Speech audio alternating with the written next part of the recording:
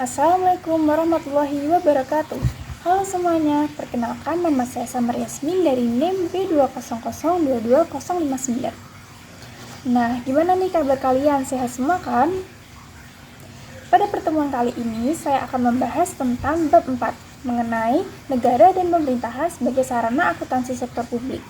Nah, kita mulai dari definisi negara itu sendiri. Apa sih negara itu? Ada yang tahu tidak? Nah, negara adalah organisasi dalam suatu wilayah yang mempunyai kekuasaan tertinggi yang sah ditaati oleh rakyat atau sebuah kelompok sosial. Nah, kemudian memiliki kesatuan politik dan juga memiliki organisasi di bawah lembaga politik dan pemerintah. Nah, itu adalah konsep negara seperti kita lihat di negara Indonesia. Semua unsur-unsurnya ada di dalam definisi itu. Nah, kemudian pemerintah. Apa sih pemerintah itu? Nah, pemerintah adalah sistem yang menjalankan kekuasaan yang mengatur kehidupan sosial ekonomi dan politik di sebuah negara. Jadi, negara dan pemerintahan ini saling membutuhkan. Coba bayangin, ada negara tapi tidak ada pemerintahannya. Masih bingung atau kebalikannya ada pemerintah tapi nggak punya negara? Ini juga bingung kan? Nah, itu negara dan pemerintah. Ini adalah satu kesatuan. Soulmate hingga tidak bisa dipisahkan. Jadi mereka saling bergantung satu sama lain. Nah, kemudian apa sih hubungan dengan akuntansi? Setelah kita tahu bahwa negara dan pemerintahan itu saling membutuhkan satu sama lain, maka dari itu kita harus hidup berdampingan dengan baik antara negara dan pemerintah. Nah, karena itu menjalankan sebuah organisasi begitu besar, yaitu negara, kita pasti harus mengelola keuangan negara dengan baik. Kita kemarin kan sudah mempelajari mulai keuangan negara di bab 3. Sekarang ternyata ruang lingkup keuangan negara diatur dalam Undang-Undang Nomor 17 Tahun 2003 tentang keuangan negara. Nah, di situ kita bisa lihat bahwa ternyata keuangan negara itu diklasifikasikan berdasarkan beberapa sisi. Misalnya dari sisi objek, subjek, dari sisi proses, satu lagi dari sisi tujuan. Nah, kalau dari sisi objek, yang dimaksud dari keuangan negara dari sisi objek ini meliputi semua hak dan kewajiban negara yang dapat dinilai dengan uang, termasuk kebijakan dan kegiatan dalam bidang fiskal atau moneter. Jadi, intinya dilihat di sini adalah objeknya. Nah, kemudian kalau dari sisi objek, berarti yang dimaksud dengan sebuah keuangan negara itu meliputi seluruh objek yang dimiliki negara-negara atau dikuasai oleh sebuah pemerintahan pusat atau pemerintahan daerah atau perusahaan negara atau perusahaan daerah atau badan-badan lain yang masih ada kaitannya dengan keuangan negara.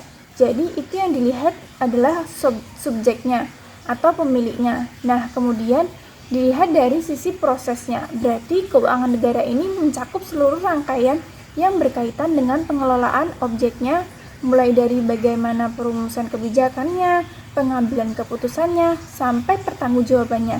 Nah, kemudian ada satu lagi nih yang belum kita bahas, yaitu adalah sisi tujuannya. Kalau dari sisi tujuannya, berarti keuangan negara itu dilihat dari bagaimana tujuan keuangan negara tersebut. Apakah keuangan negara itu untuk kepentingan sebuah rakyat tertentu, misalnya daerah, apakah itu untuk kepentingan pusat, atau bagaimana alurnya prosesnya. Nah, itu juga ada kaitannya dengan sisi tujuan. Jadi, kalau misal kita melihat ada sebuah anggaran kayak itu, berarti itu termasuk dari tujuan proses. Nah, sebuah anggaran ini apakah masuk ke dalam anggaran milik pemerintah pusat? Apakah ini masuk ke dalam anggaran pemerintah daerah? Jadi kita bisa melihat atau menilik dari Undang-Undang 17 di tahun 2003 tentang keuangan negara ini untuk menentukan bagaimana klasifikasi atau pendekatan dari keuangan negara tersebut. Oke, sekarang kita sudah paham mengenai ini. Kemudian bagaimana kekuasaan atas keuangan negara setelah kita tahu ternyata keuangan negara itu sangat luas ya, sangat kaya, karena inventari semua aset itu masuk ke dalam keuangan negara. Nah, walaupun kepemilikannya udah dipisahin, jadi nggak serta-merta semua orang bisa memiliki atau berkuasa atas semua keuangan negara. Siapa yang paling berkuasa? Tentunya presiden. Tapi di sini pengelolaan keuangan presiden ini tidak berkuasa sepenuhnya terhadap keuangan negara karena ada menteri keuangan, menteri keuangan, menteri atau pemimpin lembaga, dan gubernur, bupati, dan wali kota yang diberikan kekuasaannya juga. Nah, karena kita menggunakan asas desentralisasi atau otonomi daerah, sehingga wajar saja bila mereka menteri keuangan, menteri atau gubernur ini memiliki kekuasaan atas keuangan negara tertentu dengan diberikan kekuasaan tersebut. Harapannya para menteri ini kemudian bisa memaci inventaris aset yang ada di daerahnya untuk meningkatkan PHD, dan tentunya kalau PHD yang bagus harapannya bisa meningkatkan pelayanan publik. Nah, demikian kalau misalnya hal itu berjalan mulus, tentunya juga dari organisasi sektor publik menjadi tercapai, yaitu peningkatan pelayanan publik. Nah, kemudian kita belajar tentang akuntansi sektor publik, berarti harus tahu tentang APBN-nya kan, khususnya di organisasi pemerintahan. Nah, kita juga tahu karena sepertinya kita bahas kemarin tuh bahwa anggaran ini adalah kunci atau focal point dari aspek tersendiri. Kita tahu dulu apa definisinya. Jadi kalau dari arti sempit itu bisa dilihat dari PPT kita ya.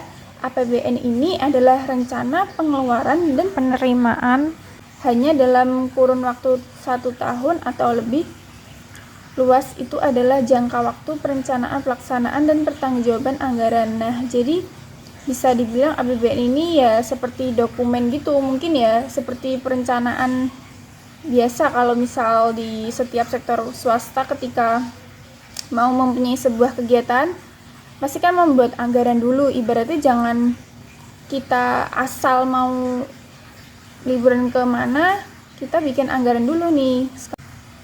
APBD sebuah negara, nah tentunya kita misal kita mau liburan ke Bali nih, akan pasti jangka waktunya ini kita harus merencanakan terlebih dahulu ya, sebelum kita tahu mau berpergian kemana aja gitu.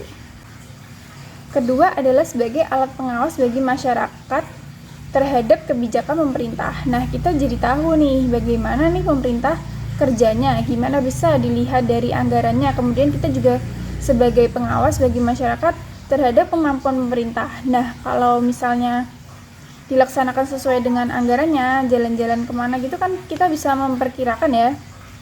Kemudian APBD ini sama, tapi dalam konteks mereka nih ada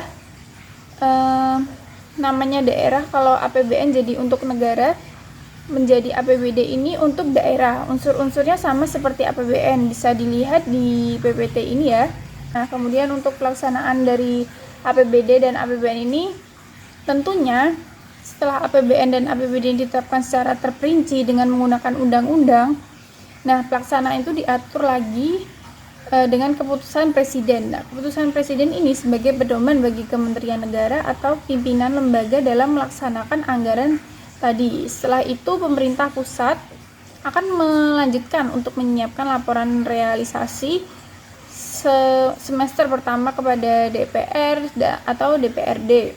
Nah, kemudian laporan realisasi ini akan menjadi bahan evaluasi pelaksanaan APBN dan APBD untuk semester pertama. Nah, kemudian dilanjut untuk penyesuaian dan perubahan APBN atau APBD di semester berikutnya. Begitu terus siklusnya.